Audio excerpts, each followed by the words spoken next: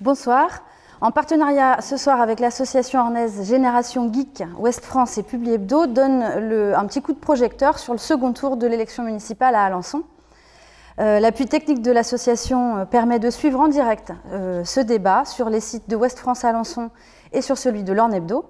Les échanges donc entre les 4 candidats encore en lice pour ce deuxième tour, Pascal Ménil, Joachim Pueyo, Sophie Douvry et Emmanuel Darcissac. Pour ma part, je suis Delphine Lenormand, je suis journaliste à la rédaction Ouest France d'Alençon et je vais animer ce débat avec ma consoeur Karina Pujol, qui est journaliste à l'Orne Hebdo. Au tour maintenant des 4 candidats de se présenter dans l'ordre du tirage au sort qui est effectué juste avant la prise d'antenne. On vous écoute. Pascal Ménil, 60 ans, directeur d'école primaire à Alençon et j'habite plutôt le secteur de l'Ancrelle, en bordure du secteur de l'Ancrelle, et je n'ai aucun mandat électoral. Et votre tendance politique ? Alors ma tendance politique, moi j'appartiens au pôle citoyen et je fais partie d'une liste qui regroupe Europe Écologie Les Verts, Génération S, le Parti communiste français et le pôle citoyen. Merci. Bonjour, donc Sophie Douvry, j'ai 42 ans, je suis chef d'entreprise, j'ai créé mon activité de courtage en crédit. Je suis LR, donc les Républicains. Ma liste est beaucoup plus large puisqu'elle va de la droite au centre et puis même de droite assez ouverte puisque certains également ont d'autres idées dans la liste. Je suis actuellement vice-présidente du conseil départemental de l'Orne. Voilà. Et conseillère municipale d'opposition. Voilà, tout à fait. Monsieur Pueyo ? Alors Joachim Pueyo, 70 ans. Je réside au centre-ville d'Alençon, rue du Pont-Neuf. Je suis député de l'Orne actuellement. J'ai été maire d'Alençon de 2008 à 2017. Je suis conseiller municipal. Et je conduis une liste divers gauche. Je suis moi-même adhérent au Parti socialiste, mais j'ai une liste diversifiée qui rassemble des valeurs communes autour de la justice sociale, de l'écologie, de l'éthique et de la démocratie. Vous êtes député de l'Orne aussi. C'est ce que j'ai dit. Ah, pardon. Et monsieur Darcissac ? Donc Emmanuel Darcissac, j'ai 51 ans, je suis marié, père de 3 filles. J'ai un logement 5 rue de l'Âtre de Tassigny, également une maison sur la commune d'Écouves. Je suis cadre territorial, donc la fonction publique territoriale, et donc je suis à la tête d'une liste soutenue par l'AREM, l'UDI, et également une liste de large rassemblement, puisqu'il y a sur ma liste des personnes qui sont issues comme moi de la gauche, une gauche moderne, humaniste, progressiste, et puis également des personnes de centre et de centre droit. Et votre parti politique ? Il l'a donné aussi. D'accord. Je suis. Karina, vous allez nous rappeler les résultats du premier tour. Oui, au premier tour, le soir du dimanche 15 mars 2020, Joachim Pueyo de la liste, tête de liste Ensemble Alençon 2020, est sorti en tête avec 34,94%. Sophie Douvry, à la tête de la liste Alençon Autrement, a cumulé 22,97%. Tu vois. Emmanuel Darcissac, Alençon l'Union fait notre force, 20,09%. Pascal Ménil, une gauche unie, écologique et solidaire, 15,81%. Olivier Toussaint, Alençon s'unit pour réussir, 6,18%. Puisqu'il a obtenu moins de 10%, il n'a pas pu se maintenir. La participation du dimanche 15 mars 2020 était de 37,87%. Alors, on démarre les questions. Pascal Ménil, où étiez-vous pendant cette campagne du second tour ? On vous a cherché et pour vous trouver, il fallait faire appel à l'un de vos colistiers, Bertrand Robert pour ne pas le nommer. Comment prétendre devenir maire d'une ville si vous ne vous mettez pas davantage en avant ?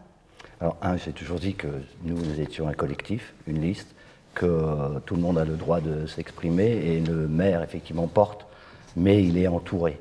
Et je vous rappelle que je travaille, je suis directeur et formateur à l'INSPE d'Alençon et que vous n'êtes pas sans savoir qu'il y a eu quand même des protocoles, de nombreuses familles à contacter et je ne vous cache pas que le travail était copieux, non seulement avec la situation particulière que nous connaissons, mais aussi il faut préparer aussi la rentrée prochaine, le temps des inscriptions, des visites d'école.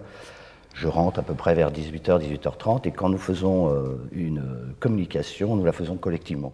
Quelqu'un s'y met et puis on échange et on se peut-être que je me montre peut-être pas assez, ça c'est votre point de vue. Ceci dit, c'est le collectif, nous échangeons, nous communiquons à travers la presse. Nous avons fait le tour des terrasses vendredi dernier et il me semble vous avoir invité samedi à la balade électorale où à quelques-uns, avec nos panneaux, nous avons déambulé dans la ville. Voilà.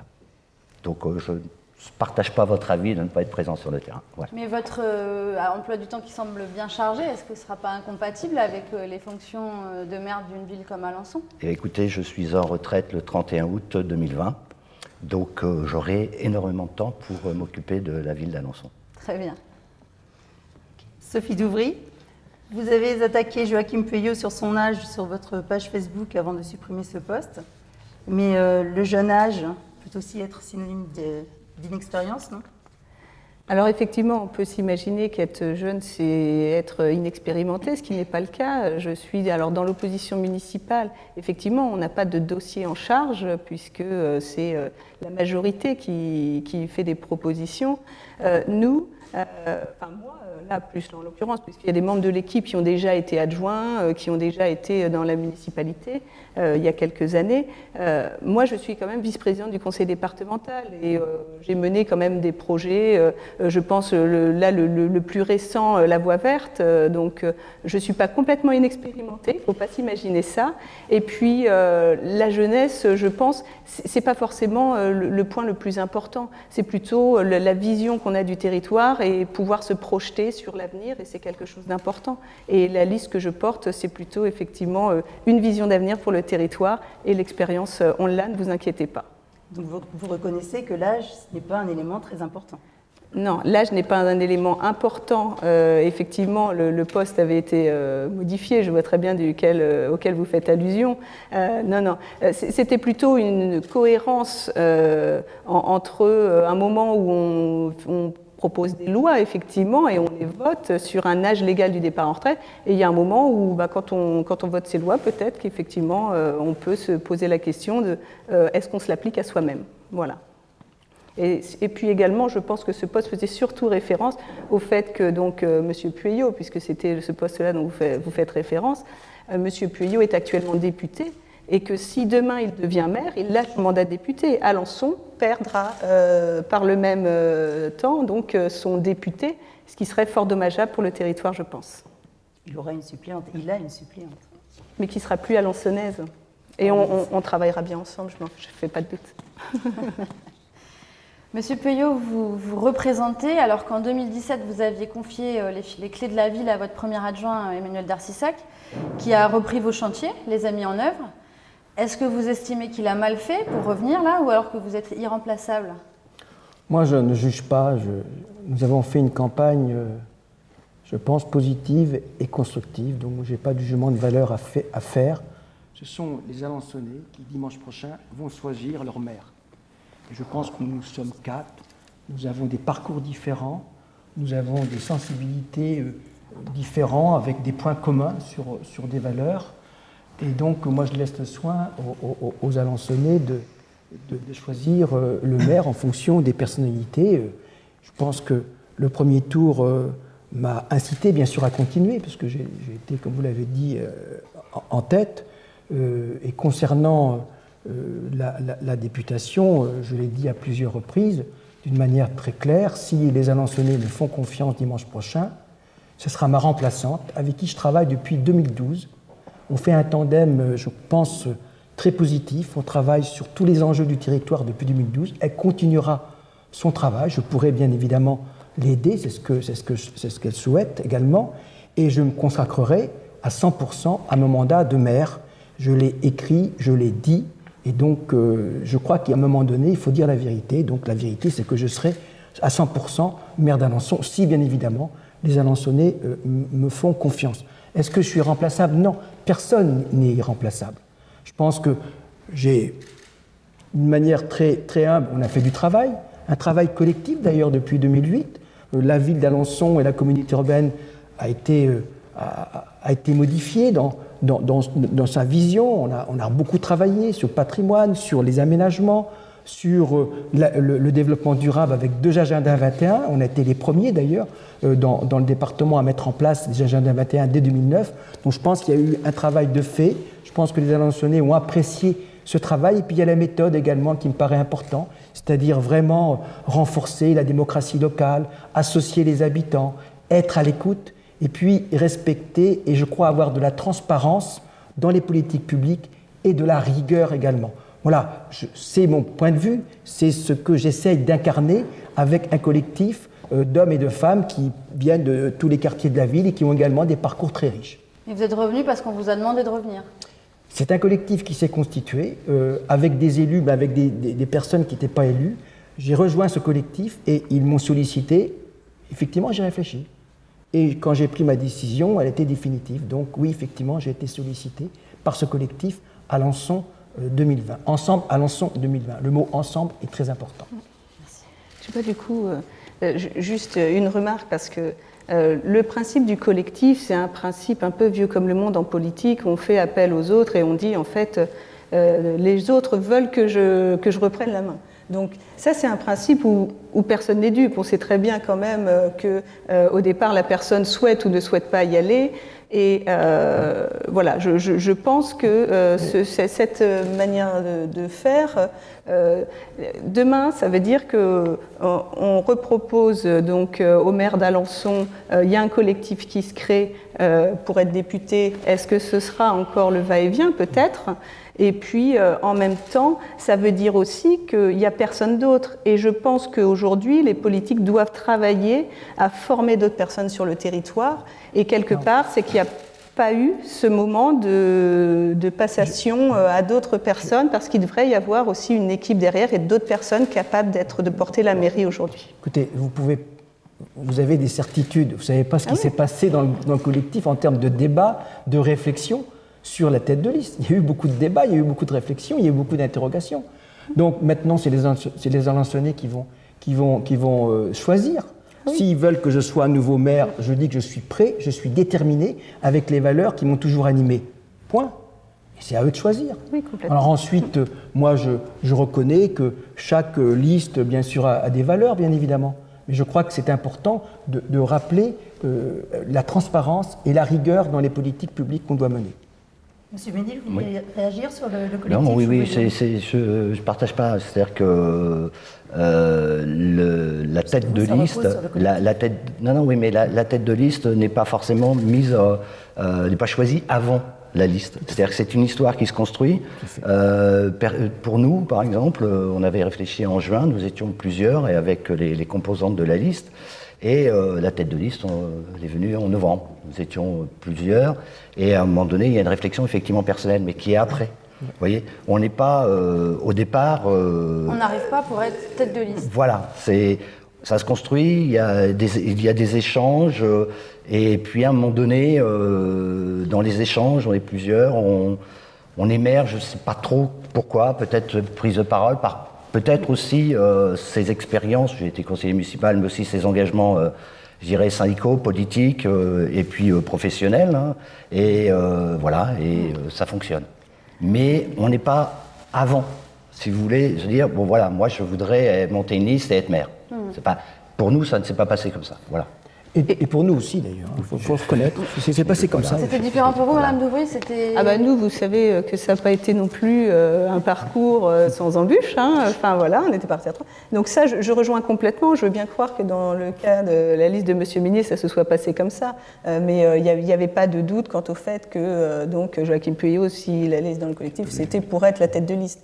Il n'y a jamais eu de doute là-dessus, alors qu'effectivement, dans le cas de M. Ménil, je pense qu'il y avait plusieurs personnes qui auraient pu porter le projet et que c'est un vrai travail collectif qui a été mené. Ça, j'en ai pas de doute. Ouais. Monsieur Darcissac, vous vouliez intervenir? Oui, sur ce sujet-là, dire que effectivement la dynamique était différente de mon côté, étant maire et ayant autour de moi 15 élus qui m'ont soutenu et d'autres m'ont rejoint. Nous sommes partis de ce rassemblement large pour ensuite construire une liste avec des personnes qui nous ont rejoints pour accompagner l'expérience et le dynamisme dans cette logique aussi de très large rassemblement au service des habitants. Mais pour vous, c'était évident que vous étiez la tête de liste dès le départ parce que vous êtes le maire sortant. Voilà, effectivement. C'était Alors, Emmanuel Darcissac, justement, la campagne ces derniers jours est tombée bien bas. Vous êtes celui qui a le plus dégainé sur les réseaux sociaux. C'est la carte de la dernière chance ou ça prend des allures de harakiri? Non, je n'ai pas été le seul à avoir des pics ou des critiques sur les réseaux sociaux. Et puis depuis 3 ans, je suis la cible de nombreuses critiques, de nombreuses gesticulations, de nombreuses remarques. Beaucoup de mes adversaires ont voté contre les travaux en centre-ville, contre le centre municipal de santé, contre le plan rebond, contre Starbucks. Donc je suis plutôt celui qui a concentré les critiques depuis de nombreux mois. Et moi, je souhaite à quelques heures d'un scrutin essentiel, fondamental pour notre ville, que nous soyons dans une démarche positive. Les habitants attendent d'un maire qu'il travaille, qu'il soit à leur côté. Et c'est toute ma démarche que de construire ce rassemblement avec une équipe qui ressemble aux Alençonnais, avec un plan rebond qui est important pour cette après-crise du Covid-19, qui met la transition écologique au cœur des priorités, qui fait aussi de la solidarité une exigence, et puis de l'attractivité, la création d'emplois, développement économique, aussi quelque chose de central. Donc je suis dans une posture de rassemblement, de proposition pour être concrète. Les habitants attendent de l'action, pas des promesses, pas des critiques, mais de l'action. Et c'est le cœur de mon engagement aujourd'hui. Mais en fait, quand vous dites que vous avez été la cible de vos adversaires, c'était dans le cadre de vote au sein du conseil municipal. Là, nous, en fait, on pointe du doigt des posts sur les réseaux sociaux qui, pardonnez-moi l'expression, mais sont plutôt de très bas niveau, quoi. À part générer des querelles, voire on est vraiment parfois aux portes de la haine, c'est un peu compliqué quand même. Moi, je ne partage pas votre avis. Enfin, je ne sais pas à quel propos vous faites référence, mais ça a été à chaque fois quelques... Alors, de nombreux de ces postes-là, d'ailleurs, ont été supprimés également. Oui. Visiblement, la envie de réagir. Oui, non, mais la grande différence dans tout ça, c'est que les critiques ont été faites à l'encontre de projets, de politiques qui n'ont pas été menées dans le bon sens, de transparence, donc plutôt de méthode, mais jamais on n'a fait d'attaque personnelle. Et là est la grande différence. Qu'on ait des idées différentes, des approches différentes, tant mieux, c'est plutôt riche, il y a des choses qu'on peut donc améliorer, mais par contre des attaques personnelles, c'est ce qu'il y a de plus... Vous avez été accusée Alors moi, une menteuse. je suis une menteuse puisque je ne suis pas chef d'entreprise, par exemple, donc c'est bas. Entre nous, si on prend l'exemple, je suis donc indépendante, immatriculée à la Chambre de commerce, certes mandataire, mais ça veut dire que tous les agents d'assurance ne sont pas chefs d'entreprise. Alors oui, je n'ai pas de salariés, mais 95% des chefs d'entreprise qui créent leur activité le font sans salariés. Donc ça veut dire que 95% des chefs d'entreprise ne sont pas des chefs d'entreprise. Enfin, moi, je veux bien entendre beaucoup de choses, mais pour quelqu'un qui se dit en charge de l'économie en tant que vice-président, je trouve ça très bas et très médiocre pour les Alençonnais qui sont prêts à entendre des critiques sur les projets, sur la forme, sur la méthode, mais absolument pas des critiques aussi minables sur les candidats eux-mêmes et qui sont des attaques personnelles. Qu'est-ce que vous répondez à ça? Non, c'est simplement le fait de rétablir une certaine vérité. Et moi aussi, je suis auto-entrepreneur. Je ne me réclame pas chef d'entreprise. Je fais des formations dans certains domaines de la démocratie locale et je ne suis pas chef d'entreprise. Donc, ouais, c'est simplement pour. Et pourtant, auto-entrepreneur, c'est une micro-entreprise. Donc, vous êtes à la tête de votre micro-entreprise. Oui, entreprise. Voilà. Donc, je pourrais dire aussi que je suis aussi chef d'entreprise. Mais je ne revendique pas la qualité de chef d'entreprise. Voilà, c'est ce que je voulais dire. La différence, c'est que moi, j'en vis. C'est-à-dire qu'il y a un moment où il faut rappeler qu'à la fin du mois, si je n'ai pas travaillé, je n'ai rien. Donc là, vous êtes fonctionnaire à côté. Donc d'un côté, après que vous cumuliez et que vous fassiez du complément, pourquoi pas, mais en attendant, moi, c'est mon job. Et là, vous critiquez 95% des chefs d'entreprise. Tout le monde a démarré sans salariés ou 95%. Donc c'est une critique que je trouve malsaine pour nos territoires. C'est pas une critique, c'est juste un rappel des faits. Oui, non, mais moi, écoutez, une menteuse. Nous, on a fait une campagne, on n'a pas critiqué. On n'a pas une seule critique sur les personnes. Alors, qu'on ne soit pas d'accord sur un projet, c'est le rôle de la démocratie, dans le cas de la transparence. Donc on ne peut pas dire qu'on a attaqué, sur certains projets, on n'a pas été d'accord. Bon. Mais ce qui est désagréable, ce qui n'est pas digne d'une démocratie, c'est les attaques personnelles. Encore aujourd'hui, un proche de Manuel Darcisac m'a attaqué sur les réseaux, à titre personnel. Franchement, je trouve ça pas digne. Au moment où on est prêt à être à la tête d'une mairie, je pense que le rôle d'un élu, c'est d'avoir beaucoup de respect vis-à-vis des autres, de la dignité également, et puis également de la transparence et de la cohérence. Et donc, je le regrette, on le regrette. Et moi, je pense qu'on ne doit pas dire également des contre-vérités parfois. J'ai vu des contre-vérités, alors ensuite on les enlève, on les remet. Je ne parle pas de mon âge, ça m'a fait sourire. Vous savez, les questions d'âge, c'est une question d'état d'esprit. J'étais aujourd'hui, j'ai rencontré des personnes âgées, je leur ai dit, on peut être vieux à 20 ans et jeune à 70 ans ou 80 ans et vice-versa. Donc c'est une question d'état d'esprit, c'est comme être dynamique. C'est pas parce qu'on est jeune qu'on est forcément dynamique, on l'est bien évidemment physiquement, mais on peut être plus âgé, être dynamique dans les projets qu'on doit porter. Lorsque, par exemple, il a fallu porter le parc Nova, ou il a fallu mettre en place le nouveau cinéma, ou réhabiliter l'ancienne gare SNCF, faire la Providence, ou faire effectivement la gare d'essence de bus, et puis travailler sur un aménagement urbain, est-ce qu'on n'a pas été dynamique ? On est dynamique, c'est une question de travail collectif, de porter des projets. Alors qu'on ne soit pas d'accord sur tel point par rapport à tel autre, c'est la richesse de la démocratie. Mais quand on en vient à attaquer les personnes, je trouve que ce n'est pas acceptable. Et je le dis à tous ceux qui m'écoutent aujourd'hui, ce n'est pas le rôle d'élus ou de listes d'attaquer les personnes. Voilà, je le regrette. Et après, on vous donnera la parole, M. Darcisac. Oui, je pense que nous sommes 4 candidats. Effectivement, nous portons des propositions différentes. Si nous sommes encore 4, c'est que je pense qu'on brille tous le même mandat. Et au vu du premier score, M. Darcisac est peut-être un peu obligé aussi de faire le forcing pour pouvoir essayer de rejoindre M. Peillot en tête. M. Peillot est le plus confortable, je dirais, puisqu'il est largement devant. Voilà, et donc chacun, au vu du score qu'il a, adopte, de mon point de vue, une posture.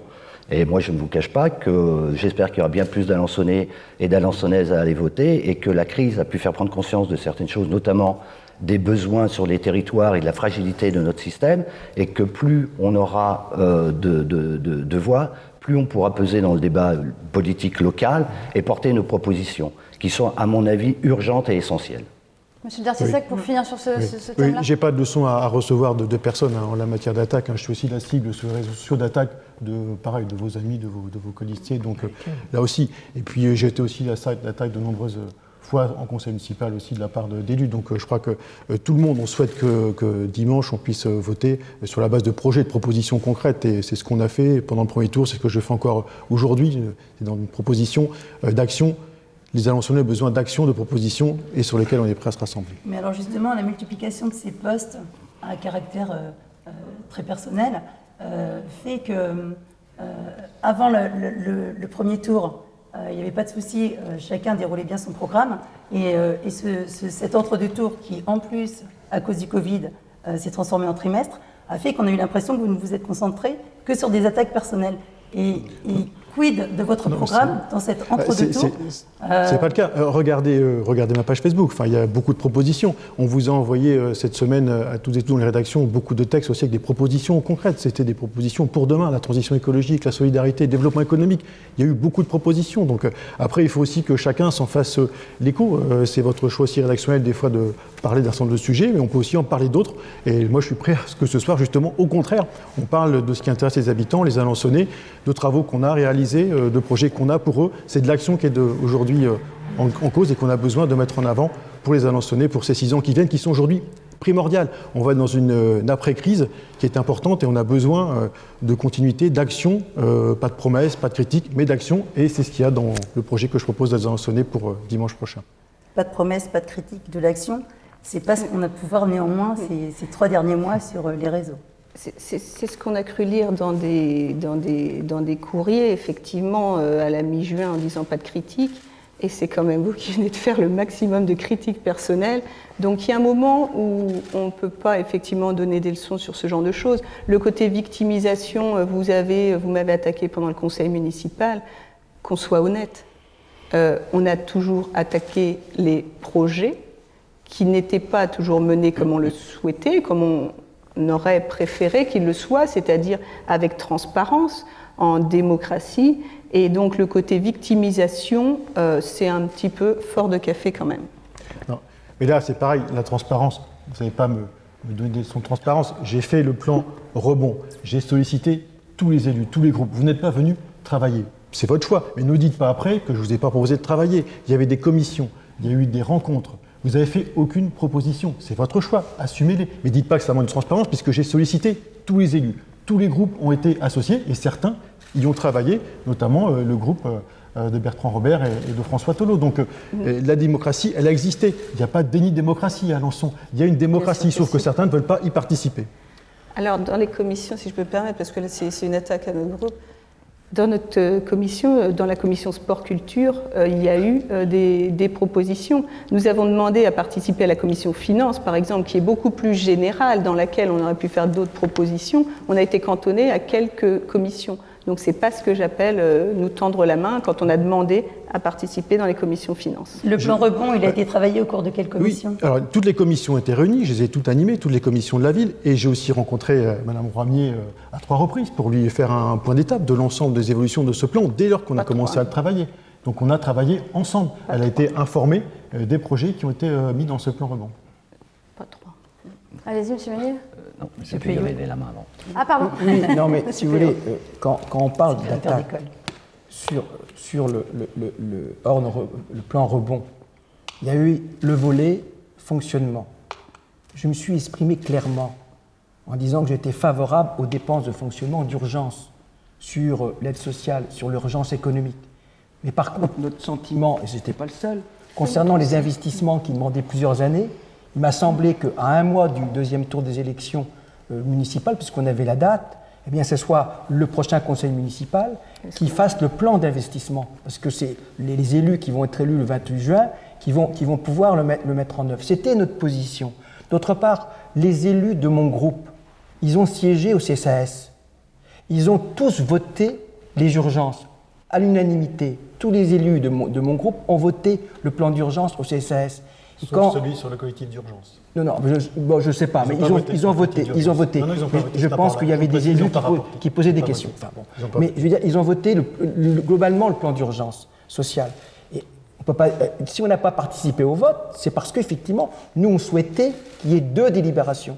Une délibération sur les dépenses de fonctionnement et une délibération sur les dépenses d'investissement, même si dans les dépenses d'investissement, il y avait des sujets, bien évidemment, qui seront mis en place. Lorsque, par exemple, on nous dit qu'il faut absolument renforcer les investissements pour mieux améliorer la protection de l'environnement dans le cadre du développement durable, bien évidemment, ça va être fait. Je veux dire qu'on l'a déjà fait en 2009. Mais moi, il m'avait semblé que c'était mieux que ce soit le prochain conseil municipal qui puisse effectivement trancher sur des gros investissements. Voilà, c'était notre point de vue. C'est tout. Notre point de vue. Monsieur Ménil, vous vouliez intervenir. Oui, par rapport, nous n'avons pas critiqué les personnes, nous avons critiqué effectivement, et ça à juste titre, le marché. Nous ne comprenions pas pourquoi les marchés ouverts du samedi et du dimanche et du jeudi et à Courteil le dimanche ne pouvaient pas fonctionner en respectant les règles sanitaires. Il y a eu la décision de la préfète. Ceci dit, nous on a écrit une lettre aussi à la préfète. Il y a des commerces, mais enfin Argentan c'était ouvert, il y a aussi des commerces. Et aussi sur la méthode, il n'y a pas eu de conseil municipal depuis décembre. Et puis il a fallu quand même insister pour qu'il y ait un conseil municipal. Même si la loi donnait au maire tout le pouvoir au maire et au préfet, je pense qu'il aurait été bon d'intégrer les élus et voir certainement peut-être au-delà les conseils citoyens. Voilà, donc là-dessus, nous avons été effectivement, nous nous sommes exprimés et nous n'avons pas fait d'attaque personnelle, mais là-dessus, nous étions en désaccord total. Très bien, M. Darcy. Oui, juste par rapport au plan rebond, et ce qui peut-être nous distingue avec M. Payot, c'est la rapidité, la réactivité, parce que même sur l'investissement, aujourd'hui, il y a des marchés qui vont être pour des entreprises locales pendant l'été, pour travailler notamment sur les écoles d'isolation. Donc ce sont autant de marchés qui vont être aujourd'hui utiles pour préserver ou développer l'activité sur le territoire. Donc il fallait agir vite. La crise était d'une ampleur inédite et il ne fallait pas perdre un instant, pas une minute, pour pouvoir donc donner des marchés à des entreprises qui en ont aujourd'hui besoin, et ce qui est le cas. Mais vous inquiétez pas, si je suis élu le 28 juin au soir, il y aura des investissements, y compris pour les écoles. On a fait beaucoup d'investissements, y compris pour faire des économies d'énergie. Ça se fera. Il ne faut pas en douter. Et pour revenir sur le marché, effectivement, moi je rejoins ce qu'a dit M. Duménil. Vous n'avez pas demandé la dérogation au départ. J'avais écrit moi-même à la préfète de l'Orne. Je lui ai demandé est-ce que les marchés d'Alençon pourraient être ouverts puisque je vois qu'Argentan c'est ouvert, Acé c'est ouvert, à Donfront c'est ouvert, à la Ferté-Massé c'est ouvert. Elle m'a répondu, et j'ai la note ici, c'était le 23 mars, Je n'ai pas eu de demande de dérogation de monsieur le maire, donc je ne peux pas me prononcer. Bon, ensuite, il y a eu une deuxième dérogation demandée, effectivement, pour le marché couvert à la halle au blé. C'était vrai, vous l'avez demandé. Mais dans un premier temps, vous ne l'avez pas demandé. Effectivement, moi, j'ai rencontré des producteurs locaux qui ne comprenaient pas. J'ai rencontré également des consommateurs en disant, si on va dans un magasin fermé, c'est pas plus dangereux que d'être sur un marché à l'air libre. Donc, il y a des questions qui sont posées. Après, vous avez pris votre décision.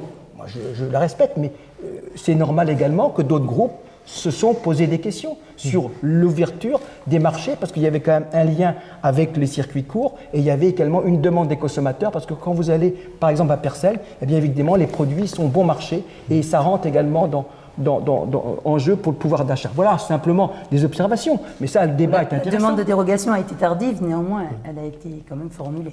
Elle a été formulée pour le marché de la halle au blé. Couvert. Et refusé. Et refusée. Maire dans cette période inédite, j'ai aussi le sens des responsabilités. Et je suis aussi, dans le même temps, président du conseil de surveillance de l'hôpital. Et je regardais chaque jour quelle était l'évolution aussi de la pandémie sur le territoire. Et tant que les marchés étaient autorisés par le gouvernement, ils se sont tenus à Alençon dans de bonnes conditions. Le gouvernement décide d'interrompre les marchés. C'est le comité scientifique qui le dit qu'il y avait des risques.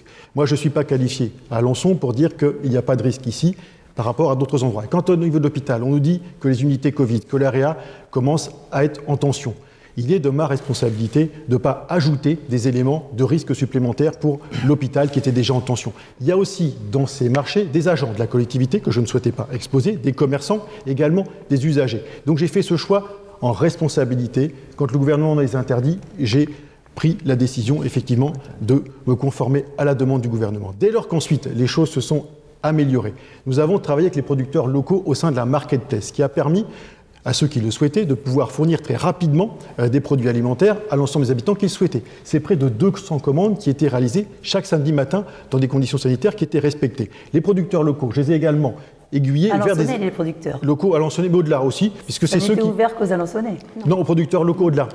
C'était tous ceux qui étaient sur le marché. En fait, on a proposé de venir sur cette marketplace comme ils venaient avant sur le marché. Et donc, ceux qui l'ont souhaité sont venus très rapidement. Ils ont pu très bien travailler. Je vous dis, près de 200 commandes ont été réalisées chaque samedi matin. Et dans le même temps, on a travaillé avec les associations caritatives pour mettre en lien ces producteurs locaux qui avaient des surplus d'activité pour les associations caritatives. Et certaines ont acheté ces produits pour les donner dans le cadre de l'aide alimentaire. Et ensuite, donc, au vu des résultats qui étaient probants de cette marketplace qui fonctionnait bien, on a décidé de l'étendre sur un marché donc, de producteurs le samedi et le jeudi matin. C'est là que j'ai fait effectivement la demande à la préfète qui a été refusée pour des raisons sanitaires qui lui appartenaient. Et ensuite, dès lors que nous étions en mesure de réouvrir les marchés, ils ont été rouverts dès le premier jour. On a travaillé très en amont avec l'ensemble des commerçants, des services de la ville pour avoir les distanciations, également des cheminements dans les marchés pour que ça fonctionne. Et aujourd'hui, ça fonctionne très bien. Donc là, j'étais donc dans le principe de responsabilité au moment de la crise épidémique forte et ensuite dans l'accompagnement des producteurs locaux via la marketplace. Et ensuite, dès que l'ouverture était possible, on a rouvert les marchés avec tous les producteurs qui étaient présents avant. Après, c'était assez étonnant de demander l'organisation d'un marché sous une coupole. En pleine période de confinement, donc un lieu clos en fait. Non, ben justement, parce qu'en fait, qu'est-ce qui était demandé? C'était qu'il y ait des cheminements et qu'on puisse avoir cette distanciation. Donc en fait, on avait des cheminements, on rentrait dans la lobée et ensuite on pouvait se répartir sur l'ensemble des étals avec un espacement de 5 mètres. En plus, là, à l'oblé, c'était comme son nom l'indique, c'est un marché et donc avec la coursive, ça permettait de mettre les 15 producteurs locaux qui venaient habituellement sur le marché. Donc c'était totalement adapté au flux, aux conditions sanitaires et à l'activité économique de ces producteurs. On peut aussi rappeler que vous êtes La République En Marche et que vous avez suivi aussi les consignes du gouvernement. Non, c'était pas ça l'enjeu. C'est vraiment des questions sanitaires. Écoutez, moi, mais il faut être clair, quand on est dans cette responsabilité-là, que vous avez à gérer une crise sanitaire inédite, vous vous posez toutes les questions et vous avez des remontées de partout, que ce soit les questions économiques, les questions de solidarité, des personnes qui ont besoin de manger, qui avaient besoin d'être accompagnées, les questions de l'hôpital qui était en surcharge, les questions économiques, sociales, sanitaires. Il faut tout gérer. Les écoles, l'expliquait Pascal Mény, quand il a fallu rouvrir les écoles. C'est pareil, la responsabilité du maire, on était en première ligne. Comment on rouvre les écoles? Avec qui? Là, on a concerté, on a travaillé avec les directeurs d'école, l'inspection académique, pour les rouvrir dans de bonnes conditions. On a fait une ouverture échelonnée et progressive à la demande des directeurs d'école, éducation nationale, pour accueillir dans de bonnes conditions les enfants. Donc quand on décide, on n'est pas simplement sur un aspect producteurs locaux. On est sur une question très large, question sanitaire, question économique, de solidarité. Et donc il faut prendre tout ça en compte et dans le sens de responsabilité et du bien-être et de la sécurité de l'ensemble des Alençonnais. En même temps, le gouvernement, c'est quand même la même étiquette que la vôtre. Juste, il y avait une incompréhension quand même. Quand vous alliez le samedi matin à la Loblé, c'est un marché ouvert. Hein. Je ne vois pas du tout la différence. On était un par magasin et il y avait des queues comme au marché. Je veux dire, le risque sanitaire, il était le même de mon point de vue. Et je pense qu'effectivement, il y a eu on a été, nous, sollicités aussi par des producteurs locaux pour pouvoir... D'ailleurs, certains ont pris des chemins de travers pour continuer. Ce qui était, à mon avis, pas forcément le mieux, mais au moins ça les permettait de vivre. Si je peux, du coup, j'avais demandé sur tout à l'heure, le côté responsabilité, on veut bien l'entendre. Ne faites pas croire que nous aurions été irresponsables si nous avions été à votre place. Ce qu'il est important de savoir, la question là, c'est quelle est la logique de demander le marché couvert. Alors, on sait qu'il y avait le Covid. En plein air, les gens, c'était plutôt rassurant, le côté plein air. Et on voit ce qui a été mis en place après est très bien, il n'y a aucune critique à faire là-dessus, ça a été étalé. Pourquoi ne pas proposer plutôt de tenir les marchés en plein air? Ça aurait été beaucoup plus logique, puisque plus on multiplie les points d'approvisionnement, et moins les gens se trouvent réunis au même moment. Donc c'est plutôt ça là, la question. Qu'il y ait des responsabilités, qu'on fasse attention, mais c'était votre rôle, je dirais. Donc, il n'y a pas de souci là-dessus. Après, c'est quelle est la logique d'aller demander une autorisation dans un marché fermé, quand en plein air, c'était plus sécurisant pour la plupart des personnes. C'est plutôt ça la question. Il a répondu tout à l'heure en expliquant qu'il y avait un cheminement. C'est pas moi qui ai fixé les règles du confinement, du déconfinement. On appliquait des règles. Et dans les règles de dérogation, pour les marchés, c'était indiqué qu'il fallait qu'il y ait une carence d'approvisionnement alimentaire et c'était réservé pour des communes rurales. C'est le terme de l'arrêté du gouvernement. Donc moi, je me suis conformé à la loi qui était celle du moment. Donc voilà. À part que le ministre de l'Agriculture a vite rectifié le tir, il a demandé à un maximum de villes d'ouvrir les marchés. Le ministre de l'Agriculture lui-même, mais j'étais au Parlement, il l'a dit. Je termine. Et donc, je veux dire que chacun a pris sa position, chacun a pris sa décision, mais on est tous responsables également, et je pense qu'on est tous attentifs aux conditions sanitaires, mais on ne peut pas dire que le maire d'Argentan n'a pas été responsable parce qu'il a ouvert son marché, que le maire de Caen qui a ouvert son marché n'est pas responsable, que le maire de Lille qui a ouvert ce marché n'est pas responsable, que le maire de la Ferté-Massé ou de Donfront ne sont pas responsables. Donc chacun a étudié à sa manière, il y a eu des décisions de prise, on ne va pas s'éterniser sur ce sujet-là, mais je pense que nous, ce qu'on peut dire comme observation, ça aurait été bien d'ailleurs que tous les élus soient associés à cette décision, tout simplement, et qu'ensuite il y ait une décision collective qui soit prise. On va continuer. On a d'autres questions à vous poser, ça passe très vite. Pascal Ménil, pour trancher une bonne fois pour toutes sur le sujet, est-ce vous qui avez refusé une fusion avec la liste de Joachim Pueyo ? Et deuxième question subsidiaire, ça aurait été pourtant une bonne manière d'exister au sein de ce conseil municipal. Alors, il n'y a pas eu de discussion, donc il n'y a pas eu de fusion. Je veux dire, si on avait eu une discussion, il aurait fallu déjà en rendre compte à l'équipe. Donc comme il n'y a pas eu de discussion sur le programme, sur ce que nous portions, on n'a même pas eu à le présenter. Nous avons été face à des gens qui, je pense, avaient plus une lecture de score du premier tour qu'une réelle volonté de s'interroger sur les propositions portées par les uns et les autres. Voilà. Donc on a pris acte et nous nous sommes maintenus. Mais on ne peut pas dire qu'on ait regretté ou pas voulu, ou je sais pas quoi. Il n'y a pas eu de main tendue ? Non, il y a eu une invitation à une réunion. Nous n'y sommes rendus. Nous avons eu, je vous le dis, face à une attitude que moi je qualifierais un peu d'arrogante quand même. Et je pense que le résultat du premier tour, y est pour quelque chose. Et donc n'ont pas été abordés les sujets de fond sur les propositions. Donc voilà, moi je déplore plutôt l'attitude. La fusion, c'est bien autre chose. L'attitude de M. Pueyo. Je ne déplore pas l'attitude de M. Pueyo puisqu'il n'était pas présent. D'accord. Donc je déplore l'attitude de ceux qui étaient présents.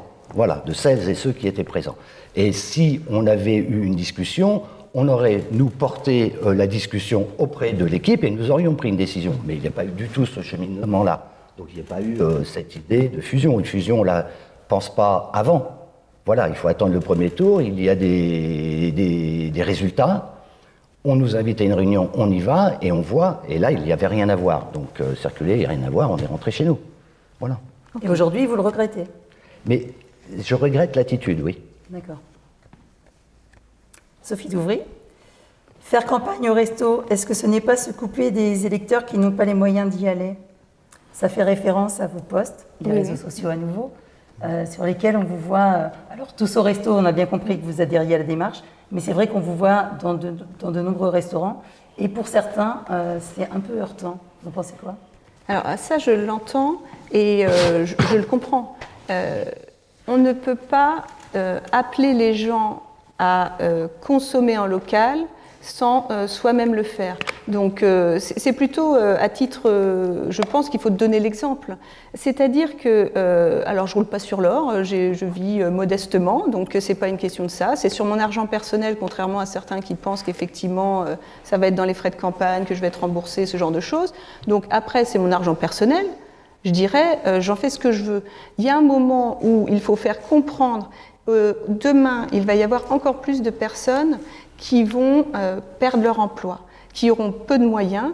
Donc, si on veut sauver nos commerces demain, parce que beaucoup sont en difficulté, les restaurateurs ont été fermés, c'est essayer de montrer l'exemple en disant certaines personnes n'ont pas été impactées par la situation. Je pense à des personnes qui ont eu un maintien de salaire pendant l'ensemble, que ce soit des personnes, par exemple des fonctionnaires. Les retraités ont eu les mêmes indemnités à la fin du mois. Donc, si tout le monde y met du sien et si tout le monde essaye de consommer, ça nous permettra de sauver nos commerces locaux. Donc, on a eu une quinzaine sur les commerces, on a eu une quinzaine, effectivement, restauration. Et je continue, et tant que je pourrai, je le ferai.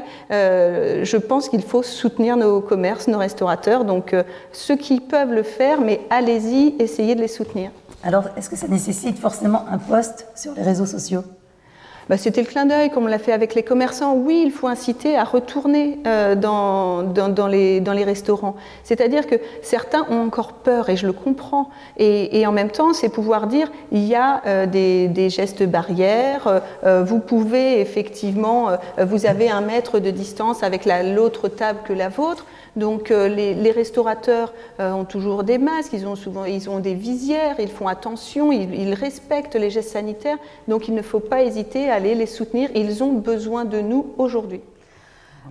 J'inverse un petit peu l'ordre des questions et je vais d'abord poser une question à M. Darcissac parce que celle que je voulais poser à M. Puyot aura un lien avec celle-ci. Donc voilà, c'est pour que ce soit un petit peu plus limpide. Vous vous défendez, M. Darcissac, d'avoir fait campagne sur le dos de la crise sanitaire, mais aux yeux de beaucoup, vous n'avez pas traité que l'urgent. Vous avez sorti de votre chapeau une annonce d'envergure avec le rachat de l'ancien bâtiment de la Chambre de commerce et d'industrie, annoncé l'arrivée d'une brasserie au bureau, d'un café, Starbucks Café. Et vous avez aussi cultivé l'ambiguïté entre les logos de la ville et ceux de votre campagne, qui se ressemblent beaucoup, des petits cœurs, des tons de couleurs qui se rapprochent. Qu'est-ce que vous répondez à ça? Alors, j'étais un maire qui était mobilisé tous les jours sur le front de cette crise sanitaire. J'ai été présent sur le volet économie, je disais, sur le volet sanitaire, sur les écoles, et j'étais mobilisé à chaque instant pour être présent aux côtés des habitants. Le rachat d'un bâtiment avec un tel projet économique, est-ce que ce n'est pas une annonce de campagne plutôt qu'un maire qui gère l'urgence d'une crise sanitaire? Non, parce que là, vous pensez bien que l'annonce, la venue d'un groupe comme Starbucks au bureau, ça ne se monte pas en 15 jours. C'est des discussions qu'on a avec le groupe Bertrand et ses enseignes depuis près de 6 mois. Et donc, on avait déjà des engagements de leur part, et donc ça n'a pas pu se concrétiser avant le mois de mars du fait des élections. Et donc, on a continué à avoir des échanges pendant la crise, et donc ils ont confirmé, malgré la crise, le souhait d'investir dans ce bâtiment et d'investir à Alençon, ce qui est quelque chose d'important, d'avoir 2 enseignes nationalement connues. Ça permet de tirer l'ensemble du centre-ville. C'est aussi un signe fort donné à d'autres franchises en disant qu'ici à Alençon il se passe des choses et qu'on peut y investir et qu'il y a de nombreux atouts. Et donc c'est simplement la continuité de dossiers économiques engagés depuis plusieurs mois. Quand nous avons décidé d'acheter la Chambre de commerce et d'industrie, c'était pour éviter que ça devienne une friche et que nous ayons la maîtrise foncière. Et dès ce moment-là, on a travaillé à trouver un projet. La ville n'a pas vocation à être propriétaire de bâtiments, mais simplement d'avoir un fort levier économique. Et donc nous avons travaillé avec très rapidement. Et donc, ils sont venus, ils ont regardé, ils ont chiffré les travaux, et donc ensuite, ils ont confirmé, effectivement, au mois de mai, leur intérêt pour la ville d'Alençon. Et là aussi, l'idée, c'est d'aller relativement vite. Le centre-ville aujourd'hui est en difficulté, il faut continuer à accompagner. On a fait des aides importantes, près de 20 commerçants ont été accompagnés pour créer leur activité. Nous avons aussi donc un travail sur les franchises, là deux nous rejoignent, donc c'est un travail qui s'inscrit dans la durée. Depuis 3 ans, il y a beaucoup de travail qui est fait sur le centre-ville, et donc c'est de l'aboutissement de dossiers engagés depuis de nombreuses semaines sur Alençon avec ces investisseurs. Tout à l'heure, vous parliez de la concertation que vous avez toujours invité les élus du conseil municipal aux réunions que vous faisiez, aux réunions de crise pendant la crise sanitaire. J'ai eu l'impression, moi, pour avoir suivi le conseil municipal où vous avez annoncé l'arrivée de ces 2 grandes enseignes, que tout le monde le découvrait. C'était un effet de surprise. Alors, Monsieur Ménil avait levé la main en premier. Seul, on va vite. Monsieur Darcisac dit qu'il faut aller vite, mais je crois qu'ensemble, on va plus loin, moi, personnellement. Mais oui, je pense que tout le monde a découvert, enfin, au moins les élus ont découvert, parce que j'ai écouté, comme vous, le conseil municipal. Et là aussi, c'est des décisions en solitaire, et je trouve qu'il n'est pas normal que des élus qui représentent l'ensemble de la diversité localement ne soient pas intégrés dans ces projets-là. D'autant plus que c'est des projets qui structurent le cœur de ville, et je pense que ça concerne tout le monde. D'autant plus que le Starbucks, moi je veux bien qu'on se parle tous d'écologie, enfin là c'est le sommet quand même de l'écologie là à ce moment-là. Vous avez des conditions de travail déplorables, on apprend la semaine d'avant quand même que le nombre d'heures qu'on va avoir, c'est qu'on a embauché sur 35 heures qui peut devenir 25 heures. Vous avez, alors au niveau nourriture, je ne vous en parle pas, le café, vous avez du café dans les magasins bio qui est moins cher que celui qui est vendu par Starbucks. Enfin voilà, si on parle d'écologie, il faut être cohérent aussi. De mon point de vue. On peut faire effectivement des beaux documents sur papier glacé, etc., etc. Mais il faut de la cohérence et je pense qu'effectivement, il faut amener des porteurs de projets, mais il faut poser aussi pour quelle activité et pour quel sens, à mon avis, je dirais. Starbucks ne paye même pas ses impôts en France, quoi. À un moment donné, je trouve qu'il y a une incohérence et il faut dire stop, quoi. Et Starbucks peut être moteur, on verra bien si Starbucks est moteur, mais personnellement, nous on a eu l'occasion de s'exprimer dans les journaux, nous étions absolument pas favorables à l'installation d'un Starbucks pour Alençon. Monsieur Darcisac, vous confirmez la venue de Starbucks à Alençon ? Oui, ils ont confirmé leur souhait de venir sur le territoire. Donc, et moi, je crois qu'une ville, elle est riche de ses complémentarités. On peut trouver dans des endroits des produits bio, du circuit court, du maraîchage, et donc c'est tout à fait louable et intéressant. Et à côté, il y a une demande de jeunes qu'on a tous rencontrés dans la campagne qui ont souhaité une brasserie, un Starbucks. Donc, il faut aussi pouvoir répondre à la demande de population. Starbucks s'installe encore en France aujourd'hui. Il faut encore des franchises en France aujourd'hui. La preuve, ils vont venir à Alençon. Oui. Vous confirmez ? Oui. On est preneur d'un contact parce que c'est très compliqué de les joindre. Moi, si je peux me permettre, parce que on a encore subi effectivement des attaques sur les réseaux sociaux au sujet de cette délibération. On apprend donc ce soir, ça faisait 6 mois qu'il y avait du travail. Donc à l'époque, y avait-il déjà les pleins pouvoirs? Alors peut-être que vous aviez anticipé déjà ce Covid qui vous les donnait.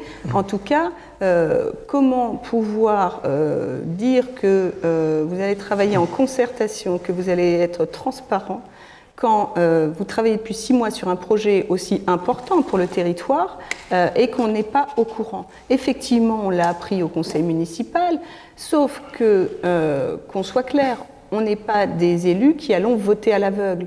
On nous annonce au dernier moment, Starbucks et au bureau vont venir. Notre délibération, c'est juste, on va au groupe Bertrand et c'est tout. Il y a un moment, j'ai été 10 ans à la création d'entreprises, je pense que le groupe a fait une étude de marché, une étude d'impact sur les restaurateurs autour. Tout ça, on n'a aucune information. On ne sait pas, parce qu'il y a un compromis qui a été signé, qui devait déjà être préparé.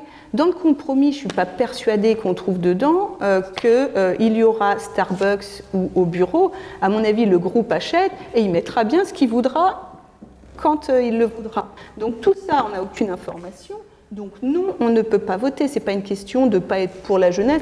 Moi, j'ai pas de difficulté sur la liberté d'entreprendre. Donc, je veux dire, s'implante en centre. Si le groupe Bertrand s'implante, j'en suis ravie. Donc, vous allez nous faire passer pour des élus qui ne souhaitent pas bosser avec ce groupe, alors que là n'est pas la question. C'est la manière dont nous n'avons pas été concertés, dont nous n'avons eu aucun document qui nous expliquait ce qu'il allait se passer au niveau de ce projet. C'est plutôt là le problème. Donc nous accuser de ne pas voter à l'aveugle, excusez-nous, moi je trouve ça plutôt responsable. Voilà. Monsieur Pueyo avait... Oui, écoutez, je crois que je voudrais quand même dire, c'est quand même étonnant qu'à un mois du deuxième tour, on puisse présenter ce genre de délibération. Moi, je pense que ça devait revenir au prochain conseil municipal de faire effectivement des études, de faire des appels à projets. Peut-être que ce projet est bon, et encore, je voudrais savoir quel est l'opérateur économique qui va monter Starbucks. Moi, je n'ai pas de nom. Le groupe Bertrand a acheté, promesse de vente, mais Starbucks, il n'y a pas de garantie actuelle. Enfin, moi, je n'ai pas vu d'opérateur économique qui dit, voilà, c'est moi qui vais monter Starbucks. Vous savez que c'est quand même très, très coûteux de monter ce genre d'opération. Donc, je trouve ça étonnant qu'on apprenne qu'il y avait des études, qu'il y avait des études d'impact, sans que nous, les conseillers municipaux, aient eu connaissance de ces études. C'est peut-être votre méthode de travail au niveau de la démocratie, mais franchement, moi, je ne l'accepte pas. Parce que je pense qu'on aurait dû avoir tous les éléments avant de se prononcer. En plus, dans la délibération, on n'avait pas les enseignes. On avait simplement la vente au groupe Bertrand. Il n'y avait pas ni le bureau qui existait déjà à Alençon, entre parenthèses, hein, et puis ni cette enseigne dont les actionnaires payent leurs impôts, non pas en France, mais ailleurs. Et avec les conditions sociales de ceux qui travaillent, qui sont déplorables. Il y a eu une émission, je crois, sur Arte, ou M6, plutôt Arte d'ailleurs, qui ont fait vraiment un travail remarquable sur le contenu de ce groupe. Alors moi, je regrette ensuite, c'est un bâtiment emblématique qui touche les anciens cinémas, et je pense qu'un appel à projet aurait été nécessaire et faire participer également à la fois les acteurs économiques, les autres restaurateurs, à la fois les habitants. Peut-être qu'on serait arrivé vers ce projet, mais on aurait pu effectivement confronter divers projets. Et puis je ne vois pas comment, si vous voulez, d'un côté, on a cette restauration qui va se mettre en place, on apprend hier aujourd'hui, je ne me souviens plus, par la presse que la Renaissance va peut-être renaître. Vous voyez qu'à un moment donné, vous allez avoir des restaurateurs qui auront du mal à faire face à cela. Donc je crois que la méthode, on ne peut pas accepter la méthode. On ne peut pas accepter cette méthode. Ce n'est pas une méthode très démocrate, parce qu'on ne peut pas dire, moi je voudrais qu'on me donne, dans ce cas-là, les études d'impact, qu'on me les fasse voir, on ne les a pas eues. Alors justement, ce sera la dernière question, et elle vous est destinée. Vous n'avez pas pris part au vote pour le rachat de ce bâtiment ex-CCI. C'est désormais acté. Donc une fois élu, vous allez chercher à le dénoncer, ce contrat? Si vous êtes élu. Écoutez, on va regarder ce qu'il y a dans le dossier, réellement.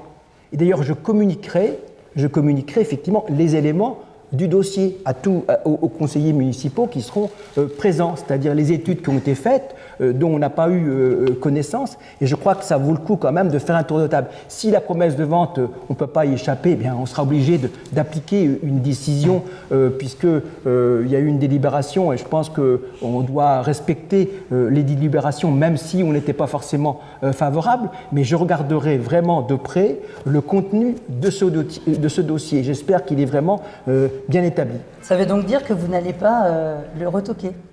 Potentiellement, on regarde. Si dimanche vous êtes élu, potentiellement le Starbucks. On regardera. Si on nous dit que juridiquement c'est pas possible de le retoquer, je ne sais pas comment a été fait la promesse de vente. Moi, j'étais pas à la manette. Les promesses de vente, on peut les faire d'une manière différente. Mais si c'est possible, c'est un projet dont vous. Je pense que si c'est possible, eh bien, je crois que ça vaut le coup d'y réfléchir et de regarder le projet avec tous les acteurs économiques du territoire, parce que ça ne concerne pas que la ville, ça concerne également les autres restaurateurs, les autres bars, la population. Voilà, donc je crois que c'est bien qu'on parle de démocratie participative.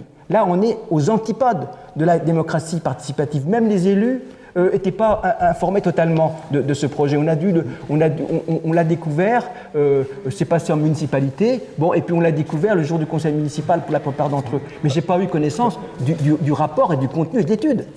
Monsieur Payou, avez-vous fait de la démocratie participative pour H&M, par exemple?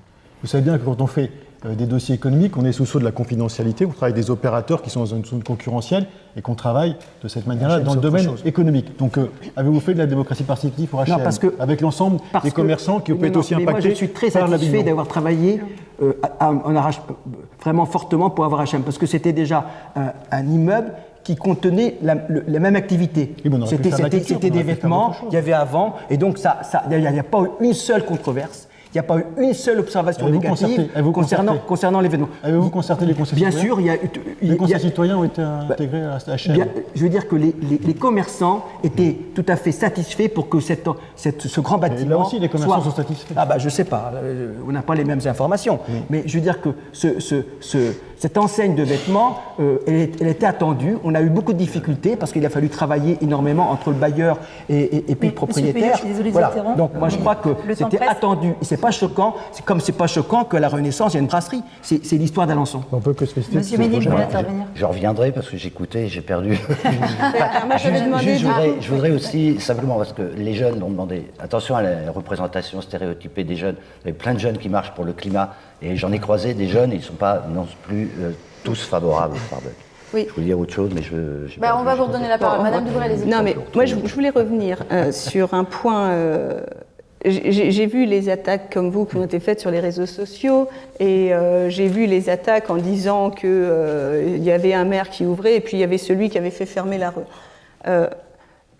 Certes, ce n'est pas digne, mais en même temps, comment peut-on dire ça? C'est un projet, celui de la Renaissance, qui est porté actuellement par des Alençonnais qui souhaitent reprendre la Renaissance, qui ont signé le 11 mai. Vous arrivez en conseil municipal, on le savait tous que ça avait été signé le 11 mai et forcément vous étiez au courant.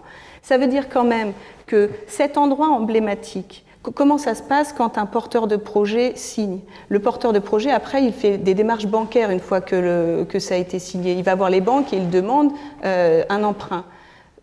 Le risque là qu'on fait courir avec ce projet du groupe Bertrand à la CCI, c'est que les banques ne souhaitent pas prêter à l'Alençonnais ou au groupe qui propose de reprendre la RE, en se disant il risque d'y avoir trop de concurrence. Donc non seulement, alors qu'il y en a un qui est fait fermer, est-ce que c'est la vraie question, mais en même temps, est-ce que là, aujourd'hui, ce n'est pas mettre en péril ce projet qui, pour moi, tient beaucoup à cœur aux Alençonnais, et c'est oublier qu'effectivement, il y avait une destination, la brasserie, alors que la CCI, on aurait pu faire d'autres projets beaucoup plus structurants et complémentaires. C'est ça que M. Ménil a retrouvé sa question. Exactement. Oui, je pense que le monde attire le monde et qu'on a intérêt à rayonner au-delà d'Alençon. Il y a un bassin de vie de près de 210 000 habitants sur lequel on peut faire venir des habitants. Et donc, il y a de la place pour tous les restaurateurs, les restaurants aussi qui sont en plus haut de gamme. Il faut qu'on crée de l'attractivité sur le centre-ville. Et donc, il vaut mieux avoir des enseignes, des projets portés par le groupe Bertrand, des projets sur la Renaissance dont on peut que se féliciter. C'est plutôt un signe de vitalité que des investisseurs viennent sur notre ville. Donc, on peut que se féliciter de ces bonnes annonces pour la ville qui sont quand même synonymes d'espoir et d'attractivité et aussi d'emploi pour les habitants du bassin de vie d'Alençon. Je veux dire, je ne suis pas un spécialiste, mais si le projet bien annoncé est signé, il me semble que renier une signature engage des pénalités pour la ville. Vous voyez, et il me semble que c'était déjà à peu près la situation en 2008 avec les zones de Bretagne. C'était là que je voulais en venir. Et que, à l'époque, j'étais conseiller municipal, j'avais trouvé ça tellement aberrant, la somme, je me souviens plus, c'était des centaines de milliers d'euros. C'est un peu délicat de commencer une mandature de comme ça. dénoncer un contrat, ça va engager financièrement la commune. C'est-à-dire que renier ça entraîne des pénalités pour la ville. Et les pénalités, elles peuvent se monter très très haut. Oui, parce qu'il y avait à l'échelle du budget de la ville, est-ce que parfois, c'est pas engager l'avenir que de renoncer à un contrat qui pourrait perturber l'avenir?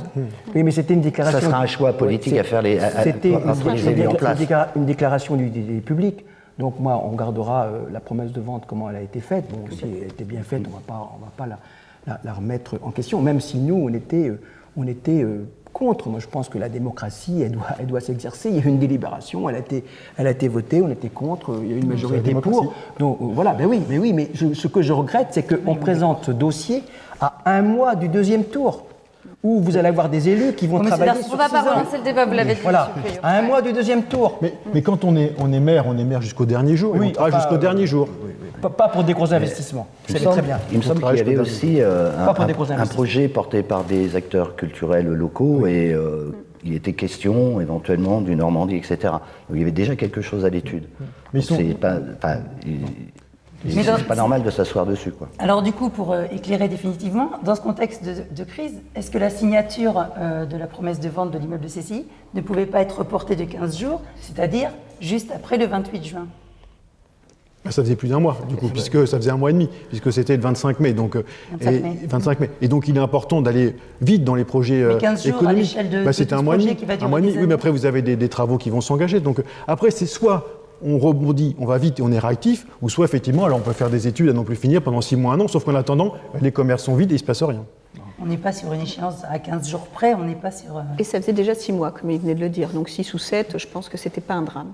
Normalement, c'était pour le mois de mars, et donc c'était Covid après reporté. et donc après, effectivement, c'était prêt à être avancé. Donc il vaut mieux avancer rapidement quand vous êtes des investisseurs plutôt que de les faire attendre 6 mois, 1 an, 2 ans. Ça me paraît plus profitable au territoire. D'autant plus quand on est arrivé 3e au premier tour et qu'effectivement, on peut se poser la question de la légitimité à engager la collectivité.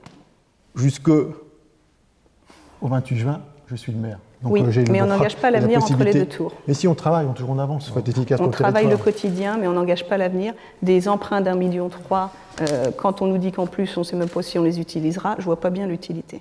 Je vous expliquerai les finances publiques un autre jour. Oui, En tous les cas, je vais reprendre la parole pour le mot de la fin, puisqu'il s'agit de conclure. Donc c'est la fin de ce 3e et dernier débat du second tour des municipales, organisé par Ouest France, par Publi Hebdo, en collaboration avec l'association ornaise Génération Geek, et le soutien de la ville d'Alençon pour la mise à disposition de la salle et l'appui de ses services techniques et informatiques. Donc rendez-vous dimanche prochain pour les résultats du second tour des municipales qui concernent 34 communes dans l'Orne, ce second tour. Merci à vous. Merci. Merci. Au revoir. Au revoir.